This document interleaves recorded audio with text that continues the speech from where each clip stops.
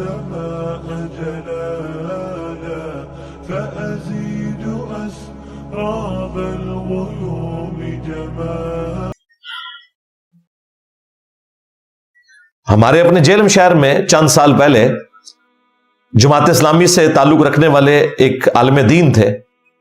ان کے اوپر جھوٹا الزام لگایا گیا توہین مذہب کا. پنڈ دادن خان جو ایک آپ سمجھ لیں چھوٹا شہر کہہ لیں یا قصبہ ہے جیلم کا، وہاں کا یہ واقعہ، اور جوڈیشری نے ان کو باعزت رہا کر دیا کئی سالوں کے بعد. وہ بیچارے پہلا جمعہ پڑھانے کے لیے اپنے بیٹے کے ساتھ آئے اور اسی موقع پہ باپ بیٹا دونوں کو گولیوں کے ذریعے چھلنی کر کے شہید کر دیا گیا. یہ تو اس ملک کی حالت ہے. میں بار بار کہتا ہوں کہ اس میں پہلے نمبر کے اوپر مجرم ہماری اسٹیبلشمنٹ ہے جنہوں نے یہ زومبیز پال کے ہم پہ مسلط کیے ہیں. اس کے بعد مولوی ہیں، اس کے بعد جوڈیشری ہے، اور اس کے بعد چوتھے نمبر پہ عوام الناس ہے. یہ آپ دیکھ لیں، یہ جو اب ہمارے اوپر ایک زومبیز کا سلسلہ شروع ہوا ہے کچھ عرصے سے، اس کو اگر آپ ڈیپ ڈگ کریں گے نا تو یہ آج لوگ کہتے ہیں یہ جین زی جو ہے، یہ والی جو نیو جنریشن جین زی، یہ زیادہ جذباتی ہے. اور بھائی یہ جین زی پہ تو یہ معاملہ ایپیکس کو پہنچا ہے. یہ جین زیا سے شروع ہوا ہے، وہ جنرل زیا اور یہ جنریشن زی. وہ ڈکٹیٹر جس نے پاکستان میں سعودی عرب کی پروکسی وار لڑی، یہاں پہ دہشت گرد تنظیمیں دیوبند کی بنائی گئی، سپاہی صحابہ اور دوسری، وہی بعد میں لشکر جنگی بن گئی. اور یہ سب کچھ ہوا ہمارے اس سب سے بڑے ریاستی ادارے کی سرکردگی میں. آفیشلی ہتھوڑا گروپ بھی اس وقت آیا تھا، راتوں رات لوگوں کو قتل کر کے چلے جاتے تھے صرف ایک دہشت پھیلانے کے لیے. اس وقت ٹوائلٹس میں نعرے لکھے گئے شیعہ کافر. آج بھی پاکستان میں سینکڑوں نہیں ہزاروں مساجد ایسی ہیں جن کے ٹوائلٹس میں شیعہ کافر لکھا ہوا ہے، حالانکہ ان کو شرم نہیں آئی کہ شیعہ قرآن کا لفظ ہے. ایون کافر بھی قرآن کا لفظ ہے. وَإِنَّ مِن شِيعَتِهِ لَإِبْرَاهِيمَ، اور بے شک نوح کے شیعہ میں سے ابراہیم بھی تھے. یعنی حضرت ابراہیم علیہ السلام نوح علیہ السلام کے گروہ سے تھے. تمام انبیاء کا ایک ہی گروہ ہے نا. پولیٹیکلی ہم کہتے ہیں ہم اہل سنت ہیں اپنے منہج میں، لیکن پولیٹیکلی ہم شیعان علی ہیں. شیعان علی وہ ہیں جو سیدنا ابوبکر، عمر، عثمان، علی کے ساتھ رہے. تو یہ پولیٹیکل ٹرم کے طور پر ہم بھی اپنے آپ کو شیعہ سمجھتے ہیں. قرآن کا لفظ ہے، لیکن اس وقت لوگوں نے مزے لیے اور یہ سلسلہ چلتا رہا قتل و غارت کا. کیونکہ 1979 میں انقلاب آ گیا تھا ایران میں. انقلاب ہمیشہ دوسرے ملکوں میں ایکسپورٹ ہوتا ہے. سعودیوں کو فکر پڑ گئی، یہاں ایک دیوبندی ان کے پاس اویلیبل تھا، جنرل ضیاء، جو لال مسجد میں نماز پڑھتا تھا، دیوبندیوں کی مسجد تھی. تو انہوں نے پراکسی وار یہاں پہ شروع کروا دی پیسے دے کے کہ اگر یہاں پہ انگیج رہیں گے تو پھر سعودیہ کی طرف نہیں آئے گا شیعہ انقلاب. اور یہاں پہ بڑے بڑے شیعہ علماء کو قتل کیا گیا بغیر کسی وجہ کے. امام بارگاہوں میں اور شیعہ کی مساجد کے اندر آئے دن دھماکے ہوتے تھے. یہ تماشا چلتا رہا. لیکن دیکھیں قدرت انتقام لیتی ہے. جن لوگوں نے یہ کام کروایا ان پہ پھر یہی لوگ مسلط ہو گئے. کیونکہ بعد میں جب مشرف آیا اور اس سے وہ لال مسجد والی ایکٹیویٹی ہوئی 2007 میں، اس کے بعد خود کش حملوں کا سلسلہ شروع ہو گیا پاکستان کے ریاستی اداروں کے اوپر. وہ ریاستی ادارے جنہوں نے انہی دیوبندیوں کو شیعہ کو قتل کرنے کے لیے استعمال کیا تھا، وہی دیوبندی ان ریاستی اداروں کے اوپر مسلط ہو گئے. کوئی دن نہیں گزرتا تھا کہ کہیں نہ کہیں پاکستان میں کوئی دھماکہ ہوتا تھا. ہاں 2 3 4 ہوتے تھے اگر 4 نہ ہو تو 3 نہ ہو تو 2 نہیں تو 1 ضرور ہوتا تھا، اور ہزاروں لوگ قتل ہوئے. اور اس کا ایپیکس آیا اے پی ایس کا جب واقعہ ہوا 16 دسمبر 2014. پھر ہمارے اداروں کو ہوش آیا کہ جناب یہ تو معاملہ بگڑ گیا. پھر سب سر جوڑ کر بیٹھے، انہوں نے ضرب عزب کے نام سے ایک فوجی آپریشن لانچ کیا، اور انہی مولویوں کو جن کو یہ یوز کر چکے تھے، جو ماڈرن فارم میں پھر فتنہ الخوارج بن گیا، یعنی کہ ٹی ٹی پی، تحریک طالبان پاکستان، ان کی سرکوبی کے لیے انہوں نے یہ سارا سلسلہ شروع کر دیا. یہ سلسلہ جاری تھا. بیچ میں ایک اور آفت ٹوٹی کہ ہمیں گوروں نے بتایا کہ جناب اپنے گھر کی صفائی کریں. ایف اے ٹی ایف کی تلوار ہمارے اوپر انہوں نے لٹکائی کہ آپ کو ہم پھر بلیک لسٹ کر دیں گے، دنیا میں آپ پھر ذلیل و خوار ہو جائیں گے. یہ جو آپ کی منی لانڈرنگ ہو رہی ہے کہ دہشت گردوں کو فنڈنگ ہوتی ہے، اس کا کچھ کریں. پھر انہوں نے رد الفساد شروع کیا. اب یہ ضرب عزب حافظہ اللہ تعالی اور رد الفساد حافظہ اللہ تعالی، اور سب سے بڑھ کر ایف اے ٹی ایف دامت برکاتہم عالیہ، اس کی برکت سے کوئی پاکستان سکون میں آیا. ادروائز یقین کریں کہ اس وقت جو صورتحال تھی وہ آپ کے سامنے ہے. میں تو خود ایک سینسٹیو آرگنائزیشن میں ڈیفنس کی جاب کرتا تھا، تو ہمارے تو روزانہ ہی آلموسٹ ایک کوئی فیکس آئی ہوتی تھی طالبان کی طرف سے، اور دھماکے بھی ہوئے. ہمارے کئی اپنے ساتھی شہید ہوئے اس میں، حالانکہ ہمارے ادارے کا کوئی ڈائریکٹلی لینا دینا نہیں تھا. لیکن انہوں نے پھر نہیں دیکھا کہ یہ اٹامک انرجی کا ادارہ ہے یا ڈائریکٹلی فوج کا ادارہ ہے یا فوج کو سپورٹو کوئی ایجنسی ہے یا پولیس کا ادارہ ہے جو ایک سیولین ایجنسی ہے. سب کو انہوں نے ٹارگٹ کرنا شروع کر دیا.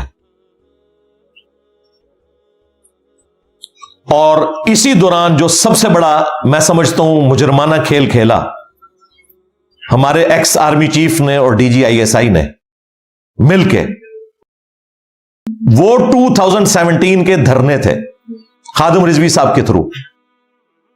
خادم رضوی صاحب اپنی کاز میں مخلص تھے، لیکن یوز ہو گئے ان کے ہاتھوں. اس وقت انہوں نے پروجیکٹ عمران خان لانچ کرنا تھا. اس وقت کی پولیٹیکل گورنمنٹ کو کمزور کرنے کے چکر میں انہوں نے مذہبی کارڈ کھیلا. یہ لادہ بات ہے کہ وہی مذہبی کارڈ پھر عمران خان صاحب کے خلاف بھی استعمال ہوا، اسی ٹی ایل پی کے ذریعے. انہوں نے لا کے دھرنے شروع کروا دیے ختم نبوت کے نام کے اوپر. حالانکہ وہ جو مس ہینڈلنگ ہوئی تھی، اس مس ہینڈلنگ کے دوران ساری جماعتوں نے سگنیچر کیے ہوئے تھے. یہ تو مولانا فضل الرحمان صاحب کی جماعت کے ایک بندے نے اس چیز کو ہائی لائٹ کیا تھا، تو بعد میں جناب ایک پولیٹیکل جماعت کے اوپر ڈال دیا گیا، ورنہ ساری پولیٹیکل جماعتیں اس کی اپروول میں شامل تھیں. خیر وہ ریورس ہو گیا، بات ختم ہوئی. پھر انہوں نے وہاں 5-5 ہزار کے نوٹ بانٹے، اور ہمارے جو ex D G I S I تھے، اس وقت ڈی جی سی تھے فیض حمید صاحب، جو آج اپنے انجام کو پہنچ چکے ہیں. انشاءاللہ ابھی ان کا مزید انجام باقی ہے. یہ اتنا بڑا دشمن ہے پاکستان کا. اس کے سگنیچر ہوئے جو معاہدہ طے پایا ٹی ایل پی کے ساتھ. یہ نہ سمجھیے گا کہ یہ آج بدماش اندر ہے تو میں یہ باتیں کر رہا ہوں. یہ بدماش جب اپنی عروج پہ تھا نا، میں نے اس وقت بھی ان دھرنوں کے خلاف ویڈیوز ریکارڈ کروائی تھی. یہ نہ سمجھیے گا کہ آج خادم رضوی صاحب قبر میں ہیں اور انجینئر صاحب بول رہے ہیں. خادم رضوی صاحب جب باہر تھے نا، اس وقت بھی میں بولتا تھا اور وہ بھاگتا تھا آگے آگے. ہم کوئی ابن الوقت نہیں ہے کہ گورنمنٹ میں ہو تو ہم سیم پیج کا نعرہ لگا کے تو مخالفین کو جیلوں میں ڈالیں، اور گورنمنٹ سے باہر نکلے تو ہم کہیں جی ہم آئین کے لیے کام کر رہے ہیں. گورنمنٹ میں ہو تو ہم اپنے مخالفین کو جو ہے وہ بدنام کریں، اور جب گورنمنٹ سے نکالے جائیں تو ووٹ کو عزت دو کا نعرہ بلند کریں. یہ سب کے سب دنیا کے کتے ہیں. جتنے پولیٹیکل لیڈرز ہیں، کوئی ان کا ریلیجن سے لینا دینا نہیں ہے. مذہبی کارڈ یوز کرتے ہیں، اور دیکھیں کس طرح ان کے خلاف وہ چیزیں پھر استعمال ہوتی ہیں. یہ جو اس وقت نون لیگ کی گورنمنٹ ہے نا، انہوں نے یہ سارے مذہبی کارڈ بے نظیر کے خلاف استعمال کیے تھے. फिर एहसन इकबाल को भी गोली लगी, हालांकि उस बेचारे का कोई लेना देना नहीं था। नवाज शरीफ के ऊपर भी जूता फेंका गया, ख्वाजा आसिफ के ऊपर स्याही फेंकी गई, भाई इसलिए कि तुम लोग ये सब कुछ करते रहो। और वो जो हमारे महात्मा साहब हैं, खान साहब, उनके ऊपर तो सीधा फायर तौहीन मजहब के नाम के ऊपर, वो उसको जो भी शक्ल दे, कभी यहूदी एजेंट होने का इल्जाम, फिर ये सारे काम चलते हैं भाई। जब आप किसी के साथ ऐसा करते हो, उस वक्त 2017 में ये महात्मा साहब कह रहे थे कि मेरा तो दिल करता है मैं भी टीएलपी के धरने में जाके बैठ जाऊं खत्म नबूवत के नाम के ऊपर। और ये खत्म नबूवत नहीं है, ये चंदा गेम है, ये एंटी कादियानी है। अगर ये खत्म नबूवत के लिए मुखलिस होते तो चिश्ती रसूलुल्लाह, थानवी रसूलुल्लाह के खिलाफ भी बोलते। जहां से ये धरने लेकर निकलते हैं ना लाहौर से, वहां से ये सारी गुस्ताखाना किताबें प्रिंट होती हैं। कभी उनके खिलाफ धरना नहीं देंगे क्योंकि खुरा इनके घर निकलेगा, ये चंदे खाते हैं उस फिरके के। खत्म नबूवत के ऊपर ये बात करने के अहल ही नहीं है, ये सिर्फ एंटी कादियानी बोल सकते हैं। खत्म नबूवत के ऊपर वो बंदा बात करेगा जो गुलाम अहमद कादियानी को भी दज्जाल मानेगा, और उसके साथ साथ वो तमाम बाबे जिन्होंने अपने नामों के कलमे पढ़ाए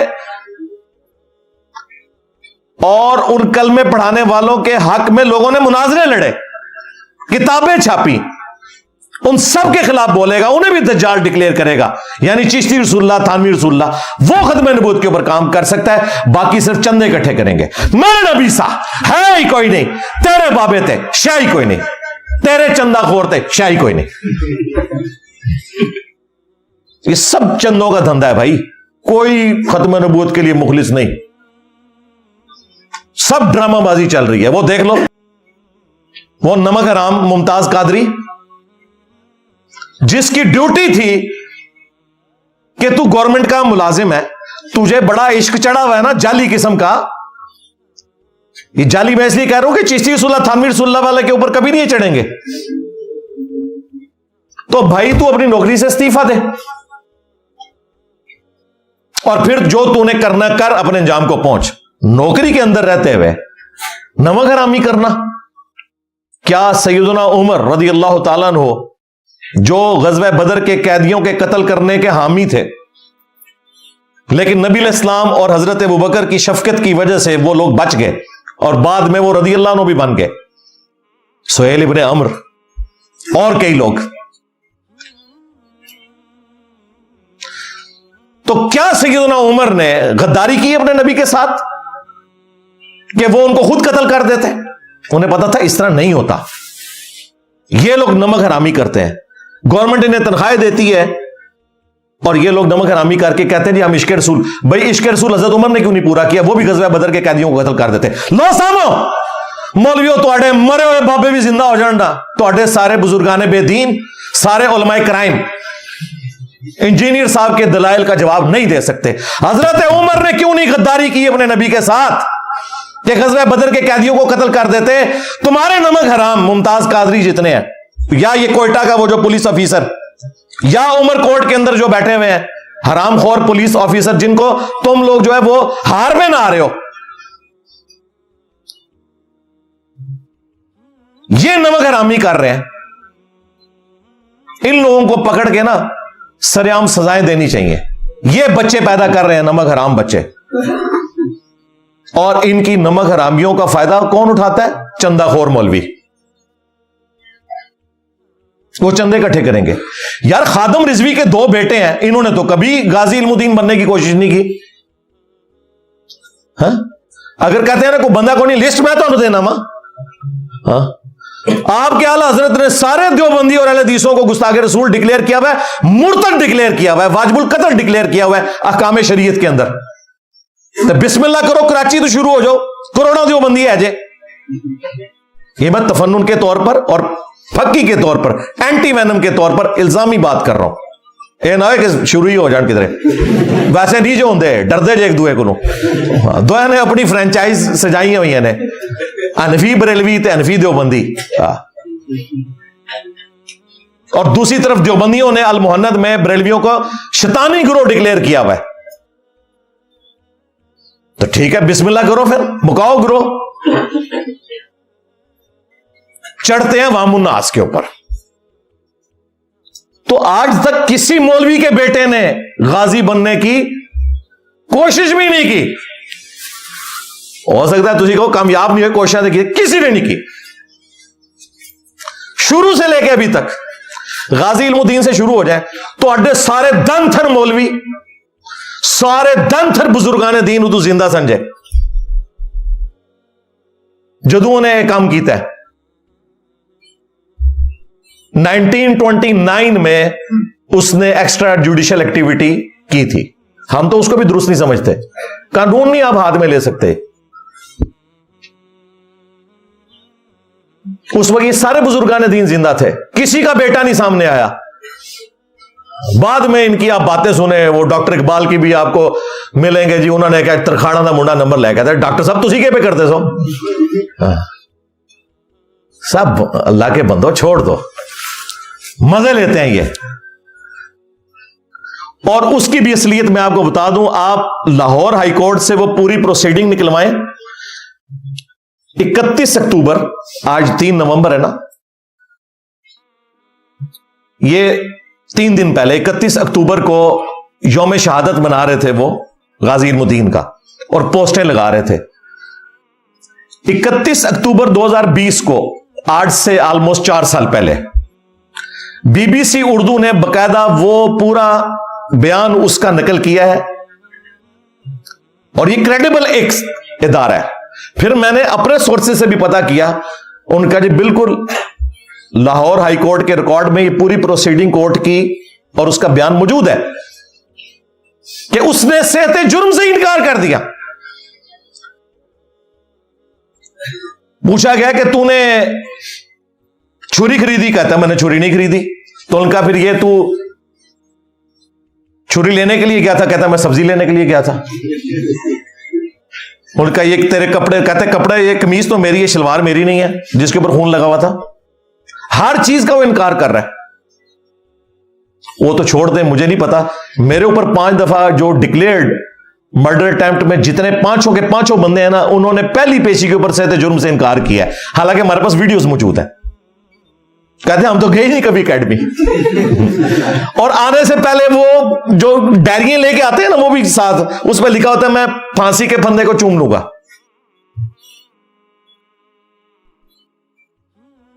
تو یہ مولویوں کے بچے کیوں نہیں سامنے آتے؟ یہ عوام کا کام ہے ان سے پوچھے کہ تم لوگ کیوں نہیں سامنے آتے. لسٹ چاہیے تو تمہیں دے دینے, کڈو مولوی باہر. مولوی جا کے ذرا اے ثواب کماونا. لوگوں کے بچوں کو یوز کرتے ہیں, یعنی لوگوں کی جان اور لوگوں کے مال کے ذریعے اللہ کی راہ میں اپنا جعلی جہاد کرتے ہیں. جبکہ قرآن نے کہا کہ اپنی جان اور اپنے مال کے ذریعے آپ نے اللہ کی راہ میں جہاد کرنا ہے. یہ تو لوکل جہاد کی میں بات کر رہا ہوں. جو انٹرنیشنل جہاد بھی ہو رہا ہے نا, خواہ وہ تحریک طالبان افغانستان کا ہو, خواہ وہ داعش کا ہو, وہ سب کا سب سنی شیعہ اختلاف ہے. ابھی افغانستان میں کتنا مشکل وقت آیا ہوا ہے طالبان کے اوپر. پہلے طالبان لڑ رہے تھے امریکہ کے خلاف, اب داعش لڑ رہی ہے افغانستان میں طالبان کے خلاف, کیونکہ داعش اہل حدیث ہے اور یہ طالبان دیوبندی ہے. اے تو اڈا جہاد جے لو سامو کہتے ہیں جی وہ جہاد. علی بھائی جہاد پہ بھی کوئی بات کریں, یعنی علی بھائی یہ کہہ رہے ہیں کہ جہاد تے گل کرن علی بھائی, اور اسی جیکٹ پائیے, اگر دیوبندیاں تے دیوبندی دی جیکٹ پا کے تے داعش تے حملہ کر دئیے, اور اگر وابیاں تے وابیاں دی جیکٹ پا کے تے طالبان تے حملہ کر دئیے. اے جہاد جے ٹوٹل تہاڈا. اور شام میں بھی سنی شیعہ کنفلکٹ سارا, کوئی جہاد نہیں ہے. اور یہ جو موٹیویشنل سپیکر جہاد کے اوپر بات کرنے والے فراڈیے آپ کو یہ بتا رہے ہیں کہ جہاد ہو رہا ہے, جھوٹ بول رہے ہیں آپ سے. کوئی جہاد نہیں ہے. ہاں فلسطین میں جو مظلوم ہیں ہم ان کے ساتھ ہیں, ان کے اوپر تو کافر مسلط ہوئے ہیں, اس میں تو کوئی شک نہیں ہے.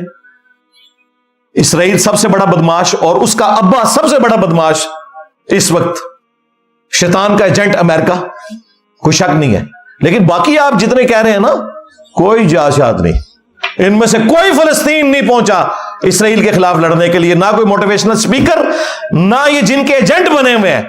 جن طالبان کو یہ کہتے تھے امیر المومنین آ گئے, کتنے طالبان کیوں نہیں گئے تھے؟ ہمیں تو بتایا گیا تھا کہ جس دن افغانستان آزاد ہوگا نا, ایک بریگیڈ جو ہے نا کشمیر آزاد کرانے کے لیے جائے گی اور ایک فلسطین آزاد کرنے کے لیے. اور میں کہتا خدا دا نہ ہٹو یار, ٹوٹل پشتون موومنٹ ہے, وہ اسلام کا کوئی لینا دینا ہی نہیں, پشتون موومنٹ تھی وہ. تو یہ سارے کے سارا تماشا چل رہا ہے. یہاں پہ بھی یہ جو جہاد اور قتال کے نام کے اوپر اور جو توہین مذہب کے نام کے اوپر مسلمانوں کو قتل کر رہے ہیں, آئے دن واقعات آپ دیکھ لیں. سری لنکن کا قتل ہوا ایک سٹیکر کے اوپر جس کا کوئی لینا دینا ہی نہیں تھا, اس بیچارے کو پتہ ہی نہیں تھا. اس کے بعد جڑا مالا میں درجنوں چرچ انہوں نے جلائے. پھر سوات انسیڈنٹ ہوا, سرگودا میں ہوا, کوئٹہ میں ہوا. اور یہ جو عمر کوٹ والا ہے, پہلی دفعہ میں سندھیوں کو سلام کہتا ہوں کہ انہوں نے جرت دکھائی ہے اور وہ پبلکلی باہر نکلے ہیں اور ان نمک حرام پولیس آفیسرز کو انہوں نے ایکسپوز کیا ہے کہ یار وہ بندہ, اس بیچارے نے کوئی توہین نہیں کی ہوئی تھی. اس نے تو آ کے خود بتایا جی کافی عرصے سے میرا فیس بک ہیک ہوا ہے, اس کا کچھ کریں. اور اس نے گرفتاری بھی دی ایک پیپلز پارٹی کے منسٹر کے کہنے کے اوپر, لیکن انہوں نے پولیس مقابلے میں مروا دیا. یہ اسٹیبلش ہو چکا ہے, یہ پولیس کی اپنی فائنڈنگ ہے. ہمیں ان لوگوں کا انجام بھی دکھایا جانا چاہیے نا, ٹی وی میں رپورٹ ہونا چاہیے کہ ان حرام خوروں کے ساتھ, نمک حرامی کرنے والوں کے ساتھ جوڈیشری نے کیا کیا ہے. یہ زومبیز جو ہم پہ مسلط کیے ہوئے ہیں اور پاکستان کو رہنے کے قابل نہیں چھوڑا ان لوگوں نے. اس لیے میں نے تو بھائی اپنی جان رکھی ہوئی ہے ہتھیلی کے اوپر. پہلے تو میں پھر بھی تھوڑے بہت کوئی ڈھکے چھپے الفاظ استعمال کرتا تھا, اب تو بالکل میں ننگے الفاظ استعمال کرتا ہوں, کوئی لحاظ نہیں کسی کا کرنا. جب ان بے شرموں کو کوئی لحاظ نہیں ہے کہ یہ اسلام کی بھی بدنامی کر رہے ہیں اور پاکستان کو مسلمانوں کے لیے بھی انہوں نے رہنے کے قابل نہیں چھوڑا. یہی وجہ ہے کہ یہاں جب مسلمانوں سے خطرہ ہوتا ہے تو نان مسلم کنٹریز میں جا کے پناہ لیتے ہیں اور وہاں جا کے ان کو بتاتے ہیں جی اسلام جو ہے وہ امن کا دین ہے.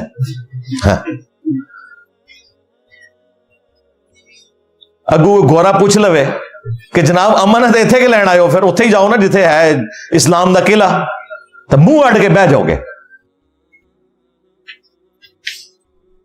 اب بھی اگر ان کو حیا نہیں آتی ہے اور یہ تماشا چلتا رہتا ہے توہین مذہب کے نام کے اوپر, اور ہم لوگ مجرمانہ طور پر خاموشی اختیار کرتے ہیں, تو اللہ کے حضور ہماری کوئی معافی نہیں ہے. میں تو اپنا فرض بار بار ادا کرتا ہوں. میں نے ابھی دیکھا کہ یہ 27 آئینی ترمیم آ رہی ہے, 26 سے پہلے میں نے آواز بلند کرنا شروع کی, 27 پہ پھر کر رہا ہوں کہ توبہ کی شک ڈالو ورنہ یہ آگ تمہارے گھروں تک بھی پہنچے گی. مولویوں نے کہا تک تے پہنچ گئی جی آگ. دیکھیں مفتی طارق مسعود نال کیوں ہے, اس کے اپنے بیان اسے ہانٹ کر رہے ہیں. اور دیکھیں مولویوں کے گھر جب یہ آگ پہنچی ہے تو مولوی ایک ایک کر کے ڈڈوؤں کی طرح باہر نکل کے صفائیاں دے رہے ہیں کہ جی ہے تو گستاخی تھی, نیت گستاخی کی نہیں تھی. ہے تک لو ذرا اندازہ کرو, باقیوں کی نیتوں کا بھی فیصلہ خود کر دیتے ہیں. مجا دیا پیڑا ہوں نا. ہاں سارے نکلے جے, جو بندی مفتی نکلے انہوں نے کہا ہاں گستاخی تو ہوئی ہے لیکن اس نے معافی مانگ لی ہے تو چھوڑ دینا چاہیے. سرکار یہ معافی والی جو ایمنسٹی سکیم تھی یہ سلمان تاثیر کے لیے نہیں تھی, یہ اس سری لنکن کے لیے نہیں تھی, یہ کوئٹہ میں جس کو آپ نے ظلمن قتل کیا اس کے لیے نہیں تھی, یہ عمر کوٹ کے ڈاکٹر کے لیے نہیں تھی ایمنسٹی سکیم. مولویوں کے گھر بات آئی ہے تو کہتے ہیں جی توبہ کر لی گل چھاڑ دو. ہم تو کہتے ہیں یہ اچھی بات ہے, لیکن ان سب لوگوں کے معاملے میں بھی اللہ کے حضور معافی مانگو اور اپنے بزرگوں کے اوپر لعنتیں بھیجو جن کے کہنے پہ تم لوگوں نے یہ فتوے دیے تھے کہ جی گستاخ رسول کو آپ ماورائے عدالت بھی قتل کر سکتے ہیں, اور گستاخی بھی وہ جسے آپ سمجھتے ہیں چاہے وہ دین میں ہے یا نہیں ہے. صرف دیوبندی نہیں نکلے, بریلویوں کا وہ مفتی حنیف قریشی جس نے غصے میں پگڑی ایسے اتار کے پھینک دی تھی, ممتاز قادری اس تقریر سے متاثر ہوا. مفتی حنیف قریشی نہیں گیا مارنے واسطے سلمان تاثیر نو, ممتاز قادری اٹھ کے چلا گیا. پہلے یہ لوگ اویل کرتے رہے, جشن مناتے رہے, آپس میں لڑائیاں لڑتے رہے کہ جی کس نے ممتاز قادری کو لانچ کیا تھا, اور جب اس کے لیے فیصلہ ہونے لگا تو سب سے پہلے ایفیڈیوٹ لکھتا مفتی حنیف قریشی صاحب نے کہ میں چاہتا ہی نہیں, میرا کوئی تعلق ہی نہیں, اے ٹوٹل عشق رسول جے لو سامو. اس کا بھی بیان آ گیا. اس نے کہا طارق مسعود صاحب نے چونکہ اب توبہ کر لی ہے لہٰذا اس مسئلے کو آگے نہیں چلانا چاہیے. واہ واہ واہ واہ، کیا بات ہے. اور تو اور چھوڑ دو، یہ گستاخ رسول کی سزا کا فتنہ کھڑا کرنے والا، فتنوں کا امام ابن تیمیہ المتوفا 728 ہجری، جس نے وہ جعلی روایتیں اکٹھی کر کے وہ فراڈ میں مبنی کتاب لکھی الصارم المسلول علی شاتم الرسول، گستاخ رسول کی سزا کے اوپر، جس کا ترجمہ بریلویوں نے کیا ہوا ہے. اندازہ کرو. اس کتاب کے کسٹوڈین وہابی فرقہ اہل حدیث، ان کا جو ہشام الہی ظہیر ہے، وہ بھی کہہ رہے ہیں نہیں جی طارق مسعود صاحب نے معافی مانگ لی ہے تو معاملے کو ختم کرو. اور تمہارا ابن تیمیہ تو زندہ ہوتا تو مولویوں کے ٹکڑے ٹکڑے کر دیتا. آج اپنے بزرگوں کے فتووں سے پھر گئے ہو، ان پہ بھی لانتے بھیجو، ہم آپ کے ساتھ ہیں. بھیجو لانتے ہیں ساروں کے اوپر، سارے جھوٹے تھے فراڈیے. اس کتاب کا پورا پوسٹ مارٹم کیا ہے علامہ وحید الدین خان نے رحمہ اللہ تعالی. چند سال پہلے فوت ہوئے، 90 پلس کی ایج میں، انڈیا میں تھے. شاتم رسول کی سزا، انہوں نے اس پوری کتاب کا پوسٹ مارٹم کیا ہوا ہے. یہ سارا فتنہ آپ کو جو نظر آ رہا ہے اسی کتاب کی وجہ سے ہے. لیکن وہ بھی دیکھیں، کہہ رہے ہیں ٹھیک ہے معافی ہوگی. شیعہ تو ویسے ہی توہین اور اس طرح کی ساری جو چیزیں ہیں ان کے معاملے میں ان کا یہی نظریہ ہے کہ بھئی جو بھی توبہ کرتا ہے اس کی توبہ کو آپ ایکسپٹ کر لیں گے. شیعہ کا تو مسئلہ ہی نہیں ہے. یہ تکفیری سوچ ساری اہل سنت کے یہاں ہے، خواہ وہ بریلوی ہو، دیوبندی ہو، اہل حدیث ہو. یہ تو اللہ کا شکر ادا کریں کہ 29 فروری 2016 کو ممتاز قادری کو پھانسی دیا گیا. اگر وہ پھانسی نہ ہوتی تو آج گلی گلی آپ کو قتل و غارت نظر آتا، کہ لوگ یقین کر لیتے کہ نہیں بچ جائیں گے، خیر ہے جو مرضی کرے. سلام ہے اس وقت کے پرائم منسٹر کو، آرمی چیف کو اور چیف جسٹس کو کہ انہوں نے جرأت دکھائی اور دن بھی رکھا 29 فروری تاکہ برسی 4 سال بعد آئے. 29 فروری 4 سال بعد، یہ جان بوجھ کے انہوں نے 29 فروری کا دن رکھا تھا طے کر کے. ورنہ ہر سال انہوں نے 28 فروری ہوتا نا تو پہنچا ہونا تھا اسلام آباد اور تماشا لگانا تھا انہوں نے. ابھی بھی اس نمک حرام کی یاد میں انہوں نے مزار بنایا ہوا ہے اور اس کا ابا بیٹھ کے وہاں نوٹ چھاپ رہا ہے. دیکھیں آپ نے ویڈیوز میں، ابھی یہ جلالی صاحب بھی گئے ہوئے تھے وہاں. میں اپنے ریاستی اداروں سے پوچھوں گا کہ جو شخص نمک حرام تھا اور آپ نے اسے پھانسی کی سزا دی، اس کا مزار بننے کی اجازت کیوں دی ہوئی ہے؟ قبر رکھیں، قبر تو نان مسلم کی بھی ہے، اس کی کوئی بے رحمتی نہیں ہے. مزار کیوں بنائے ہوئے ہیں؟ چندوں کا اڈا کیوں بنایا ہوا ہے؟ عرس کیوں ہو رہے ہیں وہاں پہ جس کو اسٹیٹ نے ڈکلیئر کیا؟ کیوں ایسا ہو رہا ہے؟ اس کا مطلب ہے کہ انڈائریکٹلی آپ پش بنائی کر رہے ہیں. تماشا چل رہا ہے اسی طریقے سے. تو میں تو دلیری کے ساتھ اس لیے بولتا ہوں کہ میں نے تو اپنی جان رکھی ہوئی ہے ہتھیلی کے اوپر. انہوں نے میری لائف تو کی ہوئی ہے ونریبل، لیکن میں نے ان کا کوئی بابا نہیں چھوڑنا، نہ زندہ نہ مردہ. پون کے رکھ چھڑنا میں سارے نو، میرا بھی سا ہے ہی کوئی نہیں، تیرے بابے تھے شاہ ہی کوئی نہیں. پھر جنازے پڑھتے ہیں جی، غائبانہ نماز جنازہ. مجھے ایک اہل حدیث عالم نے فون کیا، جی میں غائبانہ نماز جنازہ پڑھانے لگا ہوں، ہمارے نمازی جو ہے نا زور لگا رہے. اور میں کہ اپنا جنازہ پڑھنے لگے ہو؟ کہتے کیوں؟ میں نے کہا وہ تو آپ کو بھی کافر سمجھتا تھا ممتاز قادری، آپ اس کا جنازہ پڑھیں گے؟ میں نے کہا ابھی قبر سے نکلے سارے وابیوں پون کے رکھ چھڑے ہو. شکر الحمدللہ انہوں نے بات مانی اور اپنا غائبانہ نماز جنازہ پڑھنے سے وہ پیچھے ہٹ گئے، حالانکہ سارے نمازی تلے ہوئے تھے. اور میں کہ چھٹ دو یار، کیا کر دو؟ یہ ٹوٹل تمہاری عقل ہے؟ تم لوگوں نے دین سے یہ سیکھا ہوا ہے یار؟ تم کو بیسک دین بھی نہیں آتا کیا؟ حضرت عمر رضی اللہ تعالیٰ عنہ نے اپنے نبی کے ساتھ غداری کرتے ہوئے غزوہ بدر کے قیدیوں کو خود سے قتل کر دیا تھا؟ نہیں، ایسے نہیں ہوا. تو یہاں پہ بھی کوئی بندہ جو سرکاری ملازم ہے، اگر اس نے کوئی ایکٹیویٹی پرفارم کرنی ہے اس طرح کی غلط، پہلے جاب سے استعفیٰ دے وہ، اور پھر آ کے جو اس نے کرنا ہے اور اپنے انجام کو پہنچے. ہمارے نزدیک تو وہ بھی غلط ہے.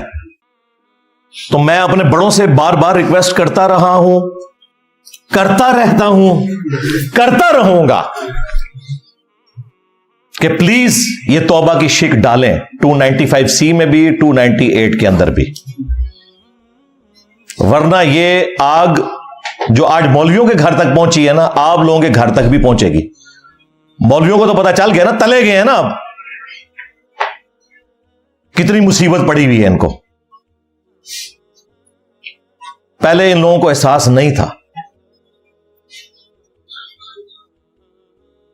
ہم کہتے ہیں جی توبہ کر لی تو یار معاملے کو چھوڑ دیا جائے، کہتے ہیں نہیں جی، توبہ تو اللہ کے حضور کی ہے، دنیا میں تو قانون اسٹیبلش ہوگا۔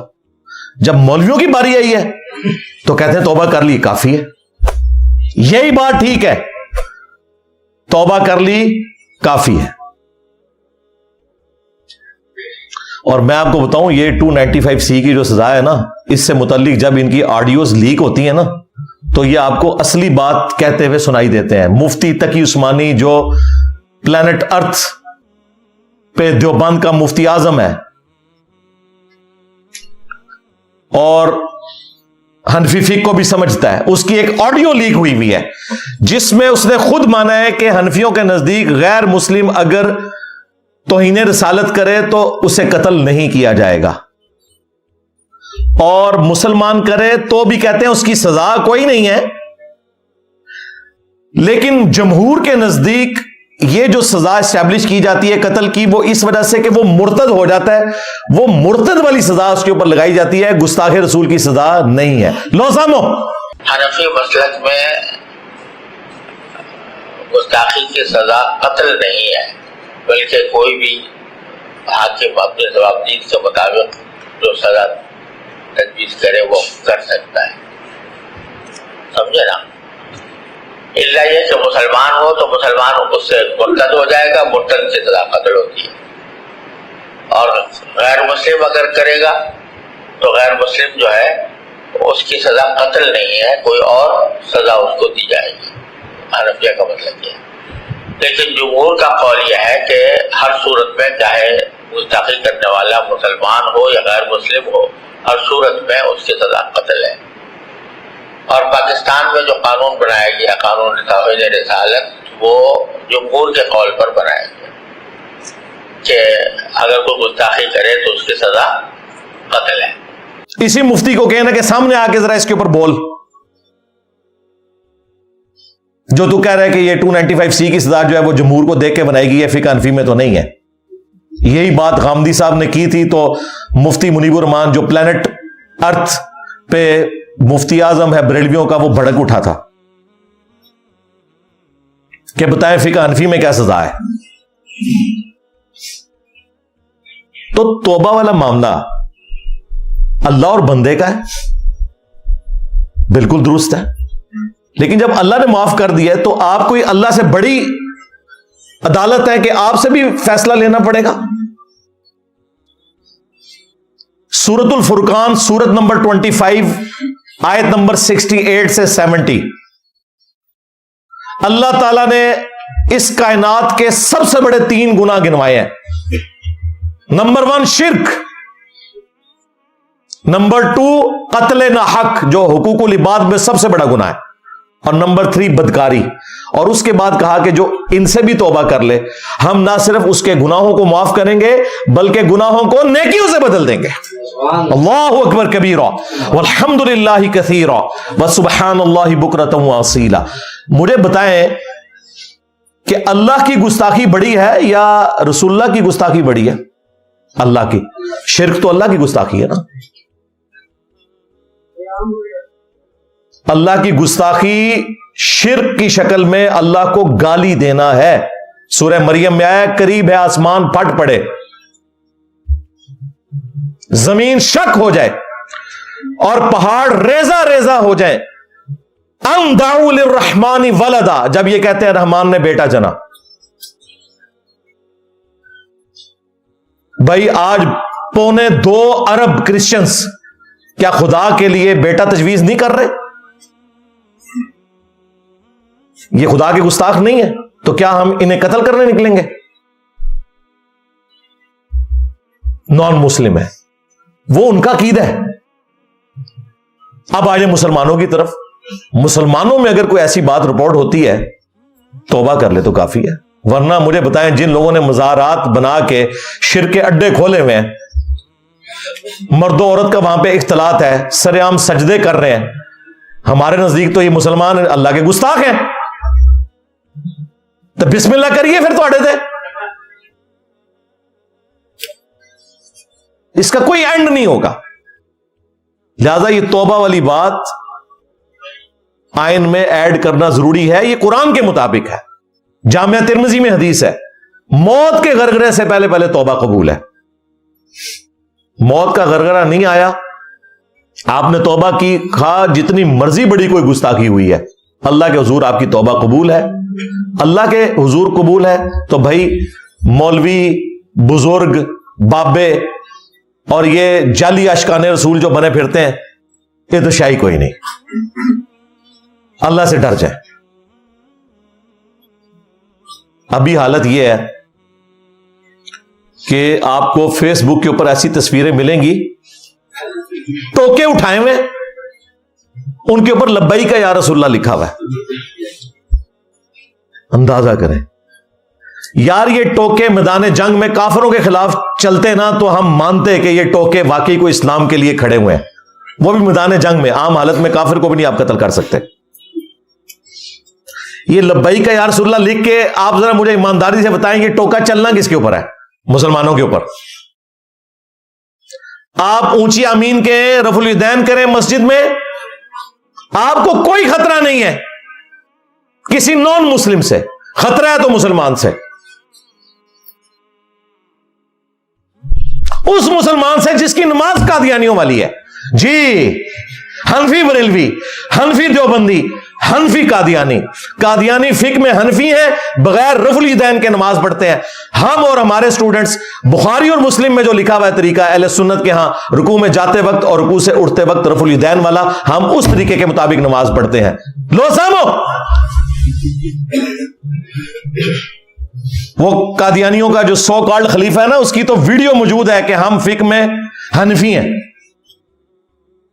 We follow generally Imam Abu Hanifa's fatwa were very largely accepted by the Ummah, and unless we find reasons to disagree with him, we would generally follow the Fiqh Hanafiya. Investigate closely directly. The overbearing principle should be that you follow Hazrat Imam Abu Hanifa. This is the entire attitude of Jamaat Ahmadiyya. ہم حق بجانے میں پھر یہ کہنے میں کہ حنفی بریلوی, حنفی دیوبندی, حنفی قادیانی کہتے ہیں جی نے سب سخت بات کرتے ہیں. واہ واہ, تسی ساڑھے سٹوڈنٹ نو رفع الیدین نہ کرن دیو اور کہو کہ جی ان قریب یہ قادیانی ہو جائے گا. کون کہہ رہا ہے؟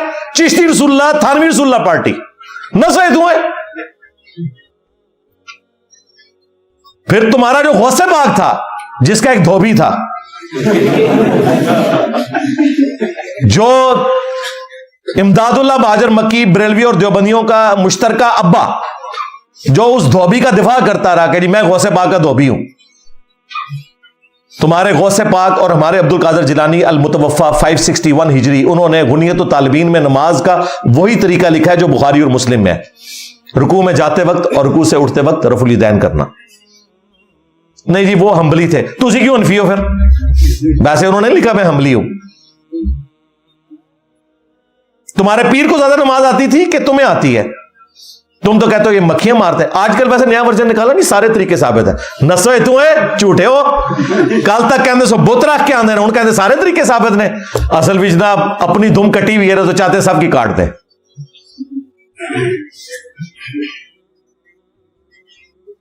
کو ایگزسٹ کرنا چاہتے ہیں. کھورا اپنے گھر نکلا ہے. جن کی نماز قادیانیوں والی ہے ان کو کیا حق پہنچتا ہے کہ وہ ٹوکوں کے اوپر لبیک یا رسول اللہ لکھ کے تو مسلمانوں پہ چڑھ دوڑیں؟ اب مجھے بتائیں کوئی نان مسلم یہ دیکھے پوسٹر تو وہ اسلام قبول کرے گا؟ آپ اسے لاکھ بتاتے رہے وما ارسلناک الا رحمۃ للعالمین, وہ کہے گا ٹوکے ہوتے تو نہیں لکھا. چھوٹے چھوٹے بچے اسکول کے, کالجز کے, ان کے ٹیچرز نمک حرام ٹیچرز गवर्नमेंट ने इस काम के लिए उन्हें नहीं रखा था। छोटे छोटे बच्चों को नारे लगवा रहे हैं, गुस्ताखे रसूल की एक ही सजा, सरतन से जुदा, सरतन से जुदा। सरकार दो आलम सल्लल्लाहु अलैहि वसल्लम ने इरशाद फरमाया कि क़यामत तक जो बंदा भी नबी के बारे में बात करे, किसी भी नबी के बारे में बात करे, उसको काट के रखे। ये सरकार ने फरमाया। नारा सुना हुआ गुस्ताखे नबी की एक सदा, सरतन से जुदा, सरतन से जुदा। लेजा अपने अंदर रखो कि जेड़ा बंदा भी सरकार के बारे गल करेगा, सरकार दो आलम सल्लल्लाहु अलैहि वसल्लम के बारे गल करेगा, तो उनका एक ही हाल है कि आले मन सब्बा नबी या फक़्तुलूहु। हर बच्चा इस नाम याद करे, हदीस मुबारक है सरकार की हदीस है कि ये मन सब्बा नबीयन फक़्तुलूहु, मन सब्बा नबीयन उसी का नाम फक़्तुलूहु, मन सब्बा नबीयन, मन सब्बा नबीयन। हमदा इधर खड़े हो जाओ, बताओ क्या तुम जालिमों के जुल्म से डर गए हो? नहीं। तो तुम क्या कर सकते हो? हम अपने नबी की इज्जत के लिए मर भी सकते हैं और गुस्ताख रसूल को मार भी सकते हैं। मन सब्बा नबीयन, सब्बा नबीयन, गुस्ताख नबी की एक सजा, गुस्ताख नबी की एक सजा। माशाल्लाह, ये मेरे गांव के बच्चों का जज्बा है। हम इसके पास पहुंचे हैं और हमने इससे बात करने की कोशिश की है। अस्सलाम वालेकुम। वालेकुम अस्सलाम। क्या नाम है आपका? मोहम्मद अबू बकर। कब से मौजूद हो धरने के अंदर? हफ्ता हो गया। हाँ जी। मनसब्बा नबीयन फक़्तुलूहु का मतलब मेरे आका ने फरमाया क़यामत तक जेड़ा मेरे बारे च बात करे उसको काट के रख दो। फक़्तुलू देन जावे किससे गुस्ताख नू, रात तक नींद ना आवे, गुस्ताख नबी की एक सदा, सरतन से जुदा, सरतन से जुदा, गुस्ताख नबी की एक सदा, सरतन से जुदा।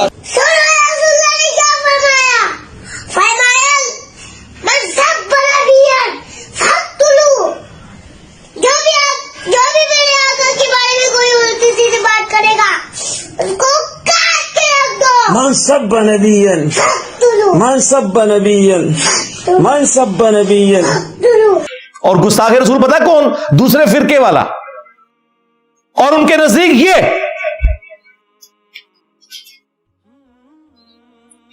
छोटे छोटे बच्चे तलवारें उठाई हुई हैं लकड़ी की। मनसब्बा नबीयन फक़्तुलूहु, जाली झूठी हदीस। सरकार ज़ईफ नहीं, झूठी हदीस जे। वो बाबा खादिम रिजवी पढ़ा गया इन्होंने पूछो लिखी किथे जे, दसो जरा हवाला दसो। इन्होंने 6 किताबें तो है ही कोई नहीं जे। इतनी इंपॉर्टेंट हदीस थी 6 किताबों में है ही नहीं, ना बुखारी में, ना मुस्लिम में, ना अबू दाऊद में, ना तिरमिजी में, ना नसाई में, ना इब्ने माजा में। दूर की किताब में जाके अल मौजमुल औसत इमाम तबरानी की किताब में मौजूद है। और मजमू ज़वाइद जो इब्ने हजर अस्कलानी के उस्ताद हैं इमाम हैसमी, उन्होंने सही, ज़ईफ और मौजू के हुक्म लगाए हैं। और ये बरेलवियों ने खुद मजमू ज़वाइद छाप दी हदीस की किताब। उसमें उन्होंने ये हदीस लेकर नीचे लिखा है कि ये रवायत दुरुस्त नहीं है। और इमाम नसाई के हवाले से लिखा कि इमाम नसाई, इसके जो मरकजी रावी जिसने इस रवायत को बयान किया है उबैदुल्लाह बिन मोहम्मद, उसको कज़्ज़ाब, झूठा कहते थे। और कड़ी हुई हदीस है मनसब्बा नबीयन फक़्तुलूहु, कड़ी हुई हदीस, झूठी हदीस। अंदाजा करें उस पर तुर्रा ये कि सुन नबी दाऊद में, सुन निसाई में मौजूद है कि हजरत अबू बकर as-सिद्दीक रज़ियल्लाहु ताला अन्हु को एक शख्स के ऊपर गुस्सा आया। तो वहां एक दूसरा आदमी बैठा था, उसने कहा कि ए अमीरुल मोमिनीन इजाजत दे मैं इसको कत्ल कर दूं। वो कोई खाम खाए होते हैं ना बात खड़पैंची करने वाले भी। तो सैयदना अबू बकर ने कहा नहीं यार, मतलब कत्ल क्यों कर देगा ऐसे तू? उसका मेरा इख्तिलाफ राय है, कत्ल कहां से बीच में आ गया?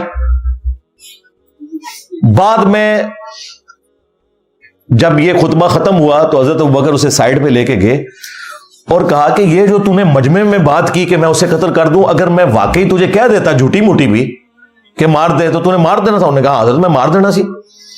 अंदाजा करें। तो फिर सैयदना अबू बकर ने उसे डांटा। उन्होंने कहा कि रसूलुल्लाह सल्लल्लाहु अलैहि वसल्लम के बाद किसी के लिए यह शाया नहीं है कि वो किसी को कत्ल करवाए। यह सिर्फ नबी का हक था कि کہ وہ کسی کو وجہ بتائے بغیر بھی حکم فرما سکتے تھے کہ اسے قتل کر دو، کیونکہ انہیں وحی کی تائید حاصل تھی. ان کے بعد کسی کو یہ رائٹ نہیں ہے کہ اسے قتل کیا جائے، خواہ وہ حضرت ابوبکر کے ساتھ بھی کوئی مسئلہ رکھتا ہو. یہ خود حضرت ابوبکر کہہ رہے ہیں. اب مجھے بتائیں، یہ جو جعلی اشکان صحابہ بنے ہوئے ہیں، ان سے ذرا پوچھیں. حضرت ابوبکر تو خود کہہ رہے ہیں کہ گستاخ کو قتل نہیں کرنا، وہ میرا گستاخ ہو میرے سامنے بیٹھا ہو. تم 1400 سال بعد جو ہے وہ سعودیہ کی فنڈنگ کے اوپر یہ تماشا لگا کے یہاں بیٹھے ہوئے ہو، ٹوائلٹس میں شیعہ کافر لکھ کے. اس حدیث کے ساتھ ہی امام ابو داؤد نے اپنے استاد احمد بن حنبل کے کامنٹس لکھے ہیں کہ احمد بن حنبل کہتے ہیں کہ 3 وجوہات کی بنا پہ ہی کسی کو قتل کیا جا سکتا ہے. نمبر 1، کوئی شخص مرتد ہو جائے، اسلام چھوڑ جائے. نمبر 2، شادی شدہ زانی، یعنی وہ بدکاری کر بیٹھا ہے. اور نمبر 3، قتل کے بدلے قتل، یعنی اگر کسی نے ناحق کسی کو قتل کیا اس کے بدلے میں اسے قتل کیا جائے گا. ان کا بس یہ 3 وجوہات ہیں، ان کی بنا پہ آپ قتل کر سکتے ہیں، چوتھی کوئی وجہ نہیں ہے. اور پھر احمد بن حنبل نے ساتھ کہا کہ حضرت ابوبکر کے قول کا مقصد یہی تھا کہ صرف نبی علیہ السلام حکم دے سکتے ہیں ان 3 وجوہات کو چھوڑ کر بھی کسی کے حق میں کہ اسے قتل کر دیا جائے. باقی عام مسلمان خواہ وہ حضرت ابوبکر ہی کیوں نہ ہو، 3 موقعوں کے علاوہ کسی کے لیے قتل کا حکم نہیں کر سکتے. اب مجھے بتائیں، انہوں نے جو گستاخ رسول کی سزا نکالی ہے، وہ جو آڈیو لیک ہوئی تھی مفتی تقی عثمانی صاحب کی، وہ بالکل ٹھیک ہوئی تھی. اسی ابو داؤد اور نسائی کے اندر وہ حدیث ہے جو یہ لیے پھرتے ہیں جی 4 لوگوں کو غلاف کعبہ میں بھی پاؤ تو قتل کر دو. وہ 4 لوگوں کو قتل کرنے کا حکم کس نے دیا تھا؟ نبی صلی اللہ علیہ وسلم نے. اور وہ عذاب استحصال کا حصہ تھا جو نبی کا انکار کرنے کے اوپر آتا ہے. وہ یہ نہیں ہے کہ جو بندی ہے تو قتل کر دو، بریلوی ہے تو چھوڑ دو. ان کے تو قتل کا معیار یہی ہے نا. وہ تو چیز ہی کچھ اور تھی. حدیثیں اٹھاتے ہیں، اس میں خود سے رنگ بھرتے ہیں اور زڑ نکالتے ہیں. اور جی بخاری مسلم میں حدیث ہے، کعب بن اشرف کو قتل کروایا تھا نبی علیہ السلام نے. جی کعب بن اشرف وہ یہودی تھا جو مسلسل مسلمانوں کے ساتھ ظلم کر رہا تھا، اور مسلمانوں کی اور یہودیوں کی ایک کولڈ وار جاری تھی. اس میں ان کے سرغنہ کو نبی علیہ السلام نے قتل کروایا. نہیں، وہ گستاخ رسول تھا. اور گستاخ رسول تو سارے یہودی تھے. عبداللہ ابن ابی رئیس المنافقین، اندر سے یہودی اوپر سے مسلمان، کیا وہ گستاخ رسول نہیں تھا؟ اسے کیوں نہیں قتل کروایا اللہ کے نبی نے؟ لو سامو. الٹا بخاری مسلم میں آتا ہے جنازہ خود پڑھایا، لعاب دہن ڈالا، کرتا مبارک کفن کے لیے دیا. پھر اللہ تعالیٰ نے آیات نازل کی. اللہ تعالیٰ پہلے بھی کر سکتا تھا کہ آپ ان کے لیے 70 دفعہ بھی مغفرت کریں، ہم ان کی توبہ قبول نہیں کریں گے. آندہ آپ نے کسی منافق کی قبر پہ کھڑے نہیں ہونا، نہ اس کے لیے دعا کرنی ہے. لیکن نبی علیہ السلام کی زندگی میں اس کی تکلیف کی وجہ سے تمام صحابہ کو پتہ چل گیا تھا یہ منافق ہے. بخاری میں آتا ہے حضرت عمر نے کئی دفعہ اجازت مانگی کہ یا رسول اللہ اجازت دیں، اس کا گلا کاٹ دوں میں. آپ نے فرمایا چھوڑ دو، لوگ کہیں گے اپنے ساتھیوں کو قتل کرواتا ہے. اس سے بڑا تو کوئی گستاخ رسول نہیں تھا نا. تو دقت نظر سے چیزوں کو دیکھا جاتا ہے بھائی، اس طرح نہیں ہوتا. بخاری مسلم دونوں میں موجود ہے. ایک بدری صحابی تھا ابن ابی بلتا، اس نے نبی علیہ السلام کی مخبری کر دی. مشرکین عرب کو بتایا کہ عنقریب نبی علیہ السلام مکے پر چڑھائی کرنے والے ہیں، تو یہ جو میں نے حضور کا راز لیک کیا ہے نا، اس کے بدلے میں تم نے میری جو وہاں پہ جائیداد ہے، ایسٹس ہیں، ان کو نقصان نہیں پہنچانا. اللہ تعالیٰ نے وحی کے ذریعے بتا دیا. نبی علیہ السلام نے مولا علی کو بھیجا اور کہا کہ فلاں قافلے میں ایک عورت ہے، اس کے پاس وہ خط موجود ہے، وہ اہل مکہ تک نہیں پہنچنا چاہیے. مولا علی پیچھے پہنچ گئے، اس عورت کو پکڑ لیا، تلاشی دلوائی گئی، خط نہیں نکل رہا.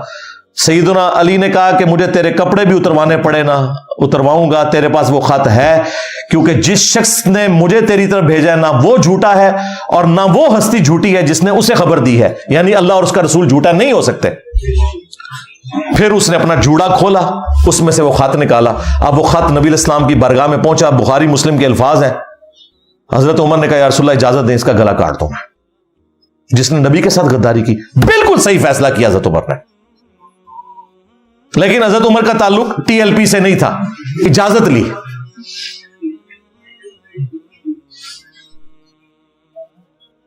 آپ نے فرمایا عمر چھوڑ دو, بدری اصحاب کی اگلی پچھلی غلطیاں اللہ تعالیٰ نے معاف کر دی ہیں.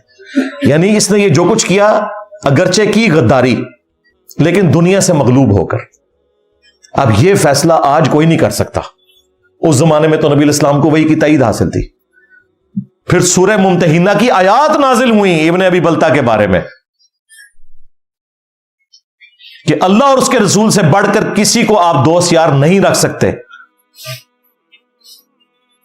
اس حدیث کے اوپر امام بخاری نے ایک چیپٹر کی ہیڈنگ میں اس حدیث کو لے کر ایک شرعی مسئلہ بیان کیا ہے کہ اگر کوئی شخص کسی مسلمان بدری صحابی کو بھی اپنے علم کی بنیاد پر منافق کہہ لے, حضرت عمر نے کہا تھا اجازت دیں میں اس منافق کا گلا کاٹ دوں, تو اس پر فتویٰ نہیں لوٹے گا. یعنی حضرت عمر نے جو ایک صحابی کو منافق اور کافر کہہ دیا ان پہ فتویٰ نہیں لوٹے گا, کیونکہ انہوں نے دلائل کی بنیاد پہ یہ سمجھا.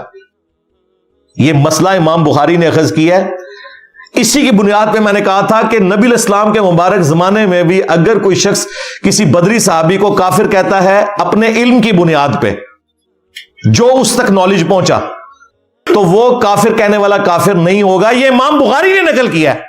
جب میں نے مسئلہ بیان کیا تو دیوبند انڈیا سے میرے خلاف فتویٰ نکلا ہے کہ جی اس نے کہا کہ اگر آج کوئی حضرت ابوبکر کو کافر کہہ دے تو کافر نہیں ہوگا. جی بالکل, حضرت ابوبکر کے اپنے زمانے میں بھی, نبی الاسلام کے زمانے میں بھی اگر کوئی یہ کام کرے, کس نے کیا؟ حضرت عمر نے کیا. لو سامو جاہلو, تم لوگوں کو فقہ بھی میں نے پڑھانی ہے, بخاری مسلم بھی میں نے پڑھانی ہے. یہ امام بخاری کو کہہ رہے ہو؟ یہ امام بخاری نے لکھا ہے کہ حضرت عمر کافر اس لیے نہیں ہوئے کہ انہوں نے اپنے علم کی بنیاد پہ ایک صحابی کو کافر کہا تھا, بدنیتی کی وجہ سے نہیں کہا تھا. اس طرح آج بھی اگر کسی کو اپنے علم کی بنیاد کے اوپر کسی شخص کے بارے میں مغالطہ لگ گیا تو آپ علمی اصلاح کریں, باقی وہ اور اس کا رب کا معاملہ ہے. اسلام سے نکالنے کے لیے جب تک اللہ, رسول, آخرت, ختم نبوت کا کوئی انکار نہیں کرتا نا, وہ بڑے سے بڑا بھی کوئی جرم کرتا ہے نا کسی اور ہستی سے متعلق, وہ مسلمان ہی رہے گا. ہاں گمراہ ہو سکتا ہے, بدعتی ہو سکتا ہے, جنمی ہو سکتا ہے, کافر نہیں ہوگا. یہ دقت نظر سے معاملات کو دیکھا جاتا ہے. یہ فوراً بغیر ٹکٹ کے چل پڑتے ہیں. وہ انجینئر صاحب نے آیا کہ تو نسوئے تو انجینئر صاحب ابھی تو بڑے کچھ نہیں سمجھتے. جائے لو انجینئر صاحب نے نہیں کیا بخاری چ لکھے ہے, اس دن دا سپ سونگ گیا جائے. وہ دیوبند نے جو فتویٰ نکالا تھا نا, میں اس فتوے نال جو کیتی ہے نا, اور فتویٰ تو مر گیا. پھر اس تو بعد کوئی سامنے نہیں جانا, جو بھی آندا گالاں کڑدا جے, جا کے کہا جی سننا نہیں انجینئر کو. جواب کوئی بھی نہیں, کسی بات کا جواب نہیں. جواب یہ ہے کہ انہیں اہل سنت کے منہج سے بھاگنا ہوگا. اگر یہ قرآن بخاری مسلم کو مانتے ہیں تو جو ہم بیان کر رہے ہیں وہ تو لکھا ہوا ہے, تمہاری ساری کہانیاں تمہارے بابوں نے تمہیں پڑھائی ہیں, وہ کہیں پر نہیں لکھی ہوئی, خود بنائی ہوئی ہے, خود ساخت ہے, جھوٹ کے اوپر مبنی ہے. اسی لیے آڈیو لیکس ہوتی ہیں تو کچھ اور بات نکلتی ہے. جب اپنا مفتی گستاخی کرتا ہے تو کہتے ہیں توبہ قبول ہے, جب کوئی اور کرتا ہے تو کہتے ہیں نہیں جی توبہ تو اللہ کی بارگاہ میں ہے, دنیا میں تو سزا اسٹیبلش ہوگی. تماشا بنایا ہوا انہوں نے, دھوکے میں رکھا ہوا ہے آپ لوگوں کو. نہ یہ دین کے ہیں اور نہ یہ دنیا کے ہیں, یہ صرف چندے کے ہیں. دنیا میں بھی بندہ کوئی رولز اینڈ ریگولیشن کے ساتھ چلتا ہے, وہ کوئی نہیں. ان کو چندہ چاہیے, جھوٹ بولنا پڑے بول لیں گے آپ کے ساتھ. اس طریقے سے آپ کو مختلف چیزیں بتا دیں گے, حالانکہ ان آیات کا, ان احادیث کا کوئی لینا دینا نہیں ہے ان کے کسی موقف کے ساتھ. انہوں نے خود ساختہ چیزیں اپنی بنائی ہوئی ہیں. یہ ٹوٹل ان کے پاس چیزیں تھی جو میں نے آج بڑی تفصیل کے ساتھ ڈسکس کر لی ہیں. اس کے بعد کوئی گنجائش نہیں ہے. ہاں اگر کسی نے کوئی علمی دلیل نہیں ماننی, جذبات کے اوپر چلنا ہے, تو اس کا تو کوئی علاج نہیں ہمارے پاس. ہم تو صرف علمی دلائل رکھ سکتے ہیں.